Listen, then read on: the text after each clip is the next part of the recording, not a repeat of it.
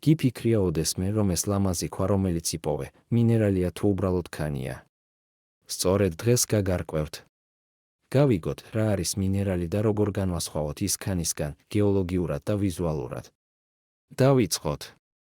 მინერალი ეს არის ბუნებრივად წარმოშობილი, არაორგანული მყარი ნივთიერება, რომელსაც აქვს დალაგებული ატომური სტრუქტურა და განსაზღვრული ქიმიური შემადგენლობა. მინერალები გროვდებიან კრისტალურ ფორმებად, რაც განაპირობებს მათ უნიკალურ ფერს, ბრწყინვალებას და სიხისტეს. მაგალითად, კვარცი, კალციტი, პირიტი და სხვა. ქანი შედგება მინერალების ნაზავისგან.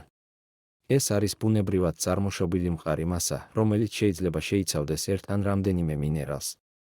მაგალითად, გრანიტი შეიცავს კვარცს, პირიტს. ასევე არსებობს ქანი, რომელიც თითქმის მთლიანად ერთი მინერალისგან შედგება, მაგალითად მარმარილო ძირითადად კალციტისგან შედგება.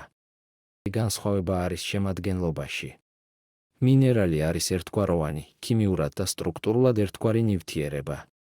ხოლო ქანი არის მრავალფეროვანი და ხშირად არაერთგვაროვანი. მინერალებს აქვთ სპეციფიკური ფერი, კრისტალური ფორმა, სიხისტე, ბრწყინვალება. გეოლოგები ხშირად იყენებენ მარტივ ტესტებს, მაგალითად მინის გაკაცვრა, ფერის ხაზის დატოვება და ასე შემდეგ.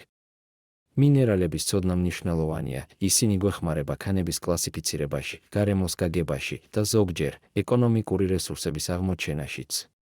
მინერალები საფუძველია მეტალების მოპოვებისთვის, შენებისთვის, ელექტრონიკისთვის და ყოველდღიური ნივთებისთვისაც კი.